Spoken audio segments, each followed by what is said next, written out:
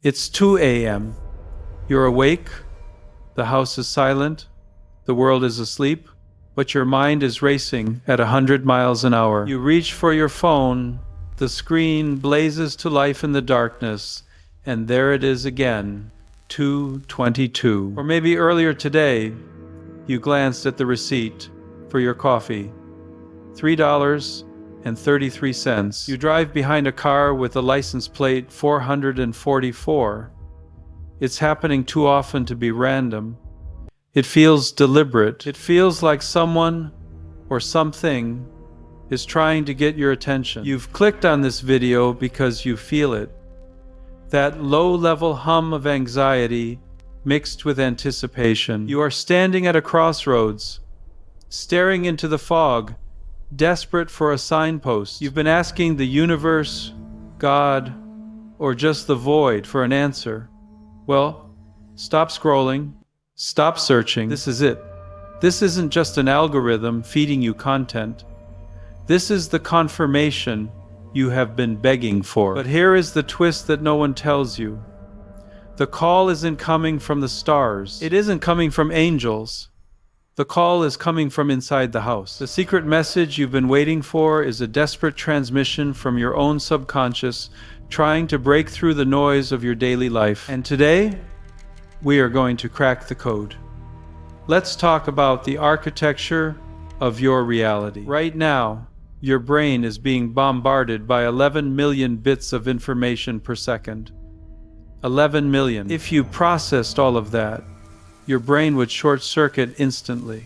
So, you have a filter, a bouncer at the door of your mind called the reticular activating system. It blocks out 99.9% of reality so you can focus on survival. It ignores the hum of the fridge, the feeling of your shirt on your skin, the license plates of the cars passing by. But when you are on the brink of a massive shift, a psychological earthquake, that filter starts to glitch.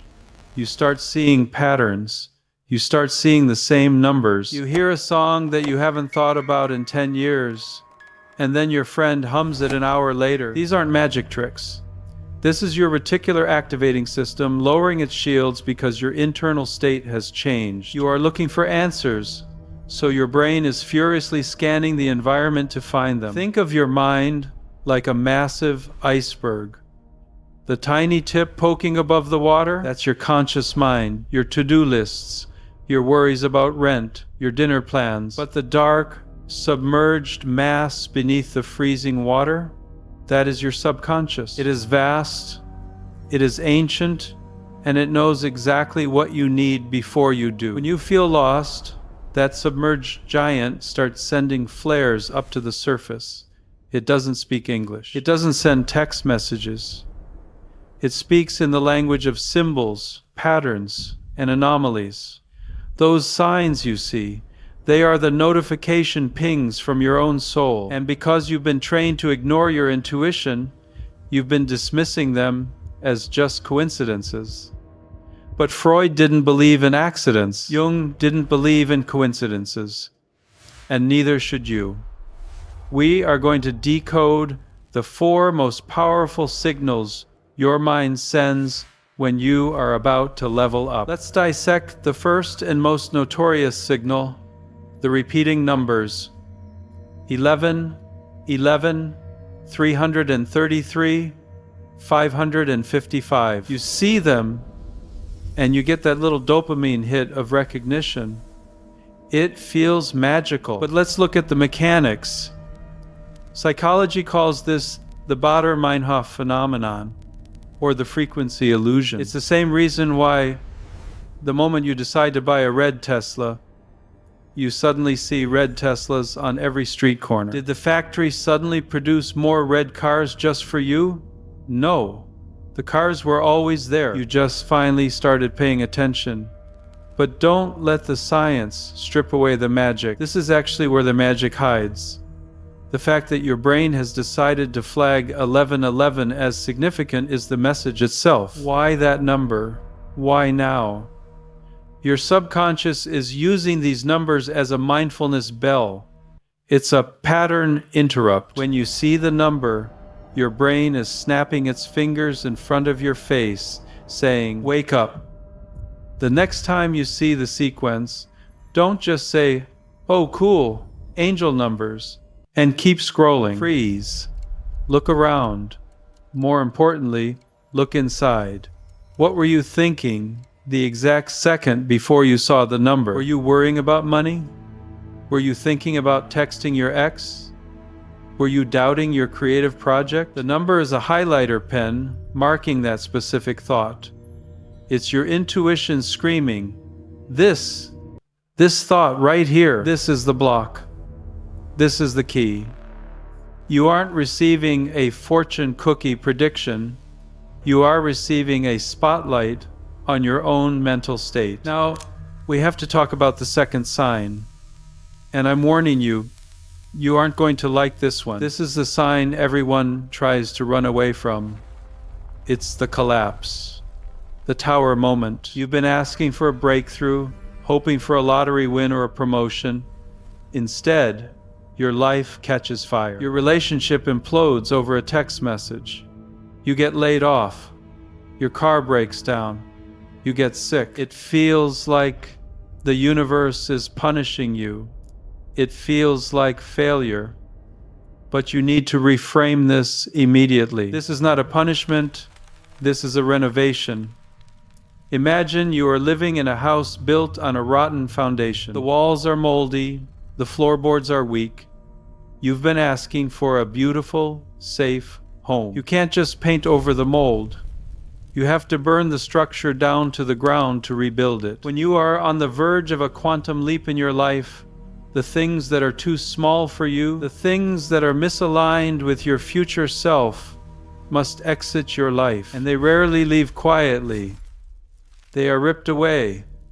This creates a vacuum. Nature hates a vacuum, and so does the soul. That empty space, that painful void, where your relationship or your job used to be, is the most fertile ground in existence. It is the womb of your new reality.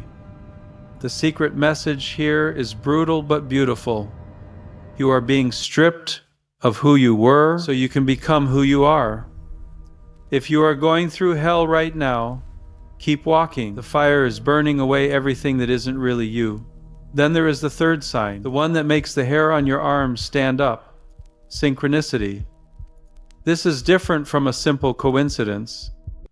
A coincidence is finding a penny on the ground. Synchronicity is thinking about a specific, obscure book you lost in childhood, walking into a coffee shop, and seeing a stranger reading that exact book. Carl Jung, the father of analytical psychology, was obsessed with this. He treated a woman who was hyper-rational, completely closed off to the irrational magic of life. She was telling him a dream about a golden scarab beetle. At that exact moment, a noise tapped at the window. Jung opened it, and a rare beetle closely resembling the scarab flew into the room. He caught it, handed it to her, and said, "Here is your scarab."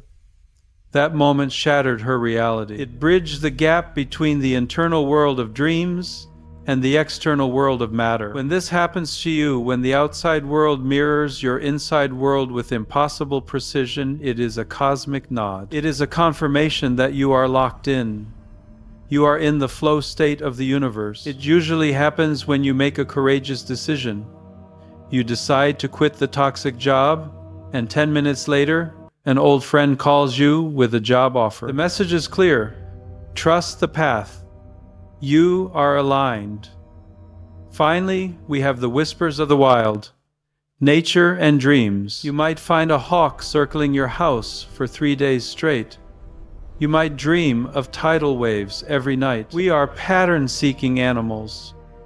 Our ancestors survived by noticing the rustle in the grass, the change in the wind. That software is still running in your brain. This is called apophenia, the tendency to perceive meaningful connections between unrelated things. But again, do not dismiss this as a brain glitch. If you see a hawk and feel a surge of power, That is your psyche projecting its own desire for freedom onto the bird. The bird is just a bird, but your reaction? That is the truth. The hawk is a mirror. If you dream of a monster chasing you, you aren't afraid of a monster. You are afraid of the part of yourself that you are running from: your anger, your ambition, your shame. The secret message of the dream is: stop running, turn around, face me. So you have the data. You have the repeating numbers, the chaos of the collapse, the shock of synchronicity, and the symbols of your dreams. Now, what do? Most people treat these signs like a movie they are watching. They say, "Wow, that's crazy," and go back to sleep. Don't be most people. A sign without action is just a hallucination. The universe, your subconscious, is not sending you these signals so you can feel special. It is sending them to provoke movement. You need to become a scientist of your own life. Start a synchronicity log. Don't just write down, "I saw 11:11. Write down the context. I saw 11:11 while I was thinking about moving to New York. Over a month, you will see a trajectory. You will see the arrow pointing in a single direction. The breakthrough you are waiting for is not an event, it is a decision. The signs are just the universe asking, are you ready yet? The fog is clearing. The code is cracking. You didn't find this video by accident. You found it because you are ready to stop waiting for permission. The message you've been waiting for is simply this: you already know the answer. You've known it all along. Now, have the courage to act on it.